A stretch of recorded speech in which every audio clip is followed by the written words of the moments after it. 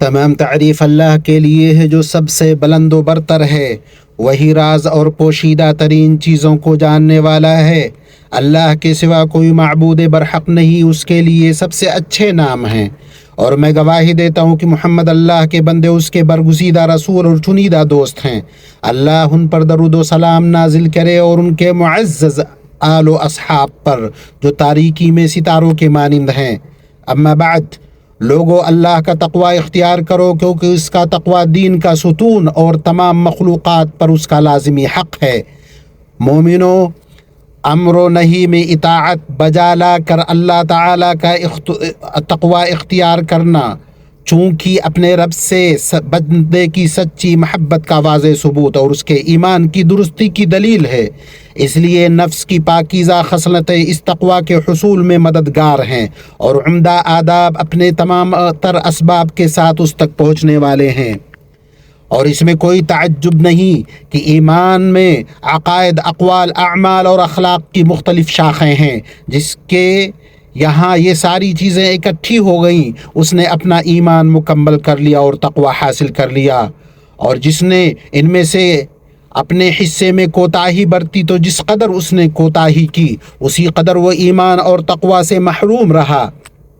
جان لو، حیا کی خصلت ایمان کی شاخوں، سب سے افضل خوبیوں، اعلیٰ ترین آداب اور عظیم ترین مراتب میں سے ہے۔ یہ وہ عادت ہے جو تمام آسمانی شریعتوں میں پسندیدہ رہی ہے اور تمام انبیاء کرام علیہم السلام کے نزدیک قابل تعظیم رہی ہے۔ آپ علیہ الصلاۃ والسلام نے فرمایا، ایمان کی 70 سے کچھ زائد یا 60 سے کچھ زائد شاخیں ہیں، ان میں سب سے افضل لا الہ الا اللہ کہنا ہے، اور سب سے کم تر راستے سے تکلیف دہ چیز کو ہٹانا ہے، اور حیا ایمان کی شاخ ہے۔ اللہ کے بندو، حیا نفس کی ایک ایسی صفت ہے جو انسان کو پاکیزہ کرنے والے، اسے زینت بخشنے والے کام پر آمادہ کرتی ہے، اور اس کو داغدار کرنے، عیب دار بنانے والے کام کو چھوڑنے پر ابھارتی ہے۔ اور یہ مومن کے نفس میں رچی بسی ایسی خصلت ہے جس وہ اپنے رب کے حکم کی پاسداری اور اس کی پے در پہ نعمتوں اور وسیع کرم نوازیوں کا شکر ادا کرتے ہوئے اس کے حقوق کی ادائیگی کی طرف دوڑ پڑتا ہے، اور اپنے اس مالک کی ہمہ وقت نگرانی کے احساس کے تحت گمراہی سے باز رہتا ہے۔ جو مالک اسے ہر پل دیکھ رہا ہے، اس کے ظاہر و باطن سے بخوبی واقف ہے۔ پس جس کسی نے اپنے آپ کو حیا سے آراستہ اور مزین کر لیا، یقیناً اس نے اکیلے اپنے اندر خیر و بھلائی کی وہ تمام صورتیں اکٹھی کر لیں جو دوسروں میں جدا جدا ہیں۔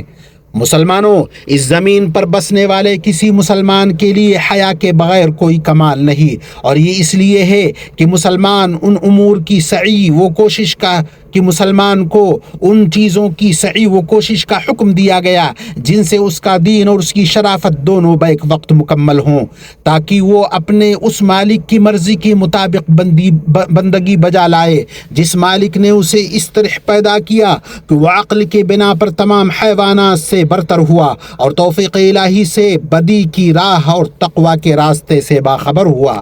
چنانچہ اللہ عز و جل نے کا ارشاد ہے، قسم ہے نفس انسانی کی، اور جس نے اسے درست و متناسب بنایا، پھر اس پر اس کی بدی اور اس کی پرہیزگاری الہام کر دی۔ حیا اپنی اصل کے اعتبار سے انسانی نفوس کے اندر ودیعت کی گئی صفت ہے۔ اس سے صرف وہی شخص منحرف ہوتا ہے جو گناہوں کے کیچڑ میں لت پت ہو چکا ہو، اور جس کے نتیجے میں اس کی بصیرت مٹ چکی ہو اور اس کا دل اندھا ہو چکا ہو۔ جہاں تک سچے مومن کی بات ہے تو اس کی حیا اس وقت فوراً آڑے آ جاتی ہے جب اس کے دل میں اپنے مولا کو ناراض کرنے والے کسی کام کے ارتکاب کا خیال گزرتا ہے۔ یہ اس کی دینداری کی وجہ سے ہے، اور یہ اس کے اوپر فرض عین ہے، اور لوگوں سے حیا کرنا اسے ان کاموں کے کھلم کھلا ارتکاب سے روکتا ہے جنہیں لوگ معیوب سمجھتے ہیں، اور اسے ایسے معاملات میں پڑنے سے باز رکھتا ہے جنہیں وہ ناپسند کرتے ہیں، اور دوسروں کی ذاتی چیزوں پر لالچ بھری نظر ڈالنے سے روکتا ہے، اور اپنے رشتہ داروں کے ساتھ صلہ رحمی کرنے، اپنے بھائیوں کی ان کی ضرورت میں غمخواری کرنے میں کوتاہی کرنے سے باز رکھتا ہے۔ یہ ساری چیزیں شرافت و مروت کی وجہ سے ہیں۔ دینداری اور شرافت کی تکمیل ہی سے حقیقی انسانیت مکمل ہوتی ہے۔ چنانچہ جس میں حیا نہ رہے اس کے پاس انسانیت کے نام پر محض ایک ظاہری ڈھانچے کے سوا کچھ باقی نہیں بچتا۔ اور اس میں کوئی تعجب نہیں، کیونکہ حیا ایمان کا حصہ، اس کی شاخوں میں سے ایک شاخ ہے جس کی جڑ مومن کے دل میں پیوست ہوتی ہے، اور اس کی شاخیں اس کے ایمان کی قوت کے تناسب سے اس پر جلوہ گر ہوتی ہیں۔ چنانچہ سچا مومن اس پروردگار کی تعظیم میں اس سے حیا کرتا ہے، کیونکہ اس کے ناموں اور صفات اور افعال میں اس کی عظمت و کمال کو جانتا ہے۔ وہ اپنے رب سے حیا کرتا ہے کہ اس کی عطا کردہ نعمتوں کو اس کی نافرمانی میں استعمال کرے، اور اپنے خالق کی کبریائی کے سامنے خود کو حقیر و بے مایہ سمجھتے ہوئے اس سے حیا کرتا ہے۔ اور شریف النفس شخص اپنے آپ سے بھی حیا کرتا ہے کہ اس کا نفس کسی گھٹیا درجے پر قناعت کرے، یا کسی نقص سے راضی ہو، یا آلودگی سے داغدار ہو۔ رسول اللہ صلی اللہ علیہ وسلم کا گزر ایک ایسے شخص کے پاس سے ہوا جو اپنے بھائی کو شرم و حیا پر ملامت کر رہا تھا، گویا وہ یہ کہہ رہا کہ اس حیا نے تمہیں نقصان پہنچایا، تو آپ صلی اللہ علیہ وسلم نے ارشاد فرمایا اسے مت ٹوکو، کیونکہ حیا تو سراپا خیر و بھلائی ہی ہے۔ ایک روایت میں ہے حیا ایمان کا حصہ ہے، تیسری روایت میں ہے حیا تو صرف اور صرف بھلائی ہی لاتی ہے۔ اللہ کے بندو، حیا دراصل دو موقفوں کا ثمرہ ہے۔ ان میں سے پہلا مراقبہ کا موقف ہے جو بندے کو دین کے اعلیٰ ترین مرتبے یعنی مقام احسان پر فائز کر دیتا ہے۔ چنانچہ جب بندہ کو یقین ہو جاتا ہے کہ اللہ اس پر مکمل باخبر ہے، اسے دیکھ رہا ہے، اس کے پیش نظر اللہ سبحانہ و تعالی کا یہ فرمان ہوتا ہے کہ کیا وہ نہیں جانتا کہ یقیناً اللہ دیکھ رہا ہے، اور اللہ عز و جل کا ارشاد بھی اس کے مد نظر ہوتا ہے کہ یقیناً اللہ تم پر نگران ہے۔ جب بندہ اس کا پختہ یقین کر لیتا ہے، ہر قول و فعل کے وقت یہ احساس اس کے پیش نظر رہتا ہے، تو یہ چیز اس کے اندر اپنے مولا سے حیا پیدا کرتی ہے۔ چنانچہ وہ صرف وہی کام کرتا ہے جو اسے اللہ کے قریب کر دے، اس کے نزدیک پہنچا دے۔ کوئی ایسا کام نہیں کرتا جو اسے اللہ سے دور کر دے یا اللہ کو ناراض کر دے۔ اس کا رب جہاں اسے حکم دے وہاں حاضر ہوتا ہے، جہاں سے روک دے وہاں وہ نہیں ہوتا۔ اور دوسرا موقف کوتاہی کا احساس ہے کہ بندہ اللہ کے حق کی ادائیگی، اس کے حکم کی تعمیل میں خواہ جتنی بھی جد و جہد کر لے، اس کی راہ میں اپنی پوری قوت صرف کر دے، تب بھی وہ کوتاہی رہتا ہے، اور اس کے رب کا حق اس پر اس سے کہیں زیادہ عظیم اور برتر ہوتا ہے۔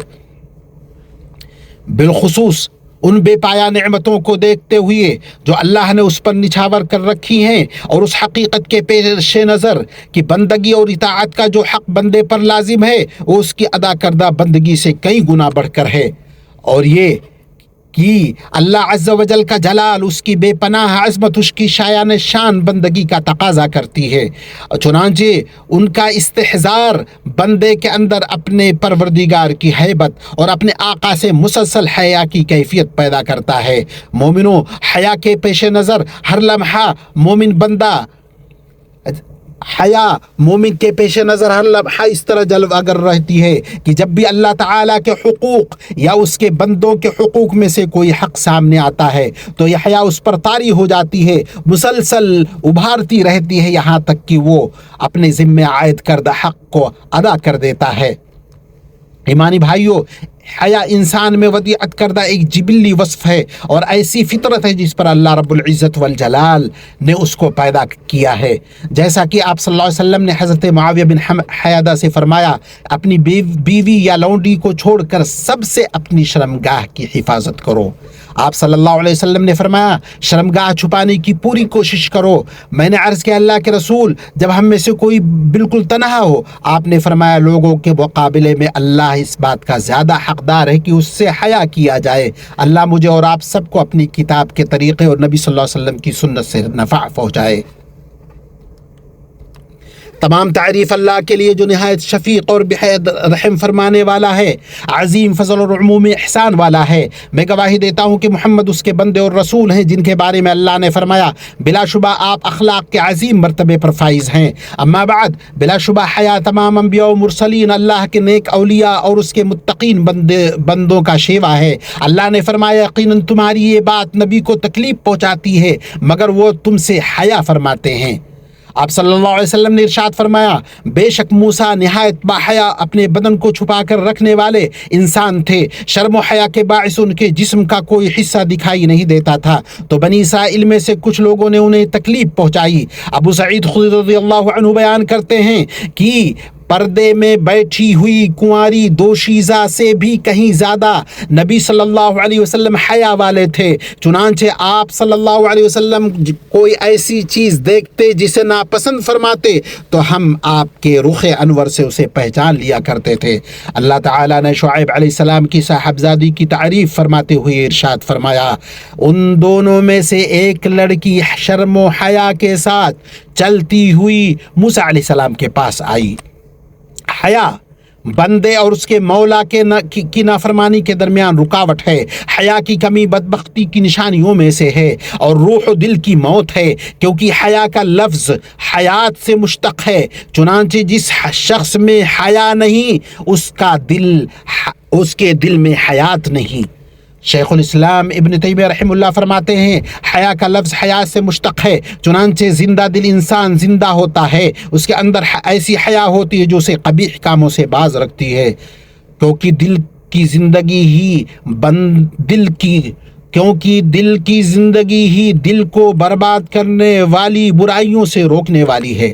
جس شخص سے حیا چھین لی جائے وہ جو چاہے کر گزرتا ہے، ہر برائی کو بے دھڑک کرتا ہے، ہر فحش کام کو کرتا ہے، جیسا کہ آپ صلی اللہ علیہ وسلم نے ارشاد فرمایا بلا شبہ نبوت کی باتوں میں سے ایک بات یہ ہے کہ جب تمہارے پاس شرم و حیا نہ ہو تو پھر جو چاہے کرتے پھرو، اور گناہوں اور نافرمانیوں کے آگے ڈھال بننے والی صفت کے طور پر اکیلی حیا ہی کافی ہے۔ مجاہد ابن جبر فرماتے ہیں اگر مومن کو سوائے حیا کے کچھ بھی حاصل نہ ہو تب بھی یہ اسے گناہوں سے باز رکھے گی۔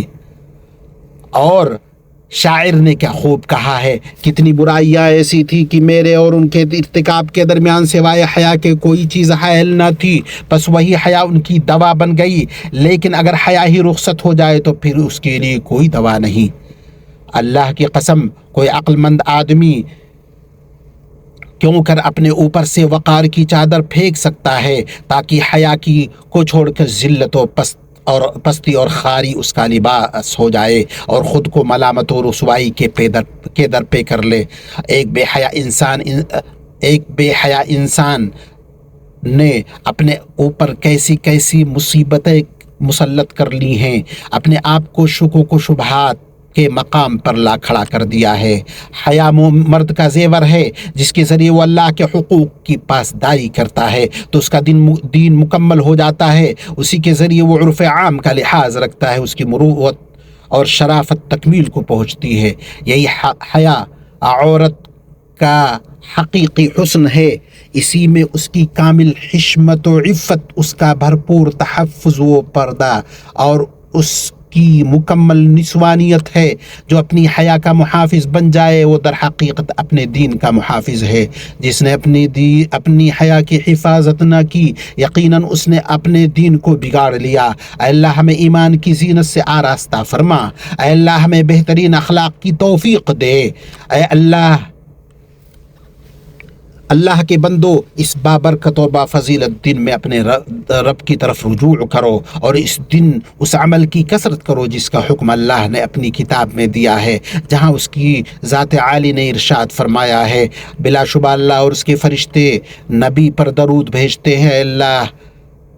اے ایمان والو تم بھی ان پر خوب درود و سلام بھیجو۔ اے اللہ ہمارے سردار و نبی محمد صلی اللہ علیہ وسلم پر درود اور سلام اور برکتیں نازل فرما۔ اے اللہ آپ کے ان صحابہ کرام، آپ صلی اللہ علیہ وسلم کے ان صحابہ کرام سے راضی ہو جا جنہیں تو نے فضیلت بخشی۔ اے اللہ اسلام اور مسلمانوں کو سربلندی عطا فرما، شرک اور مشرکوں کو ذلیل کر۔ اے اللہ اپنے کمزور اور مظلوم بندوں کا مددگار، پشت پناہ، حامی اور ناصر بن جا۔ اے اللہ فلسطین میں ان کے دشمن اور اپنے دشمن کے خلاف ان کی غیبی مدد کر۔ اے اللہ اس ملک کو امن و امان عطا فرما، جو کوئی بھی اس وطن کے خلاف شر کا ارادہ کرے اس کی جان اسی میں الجھا دے۔ اے اللہ ہمارے حکمران خادم حرمین شریفین کو توفیق عطا فرما۔ اللہ کے بندوں یاد رکھو، وہ اللہ کو یاد رکھو، وہ تمہیں یاد رکھے گا، اس کی نعمتوں کا شکر ادا کرو، وہ تمہیں اور زیادہ عطا فرمائے گا۔ یقیناً اللہ کا ذکر سب سے بڑا ہے، اور جو کچھ تم کرتے ہو اللہ بخوبی اس سے واقف ہے۔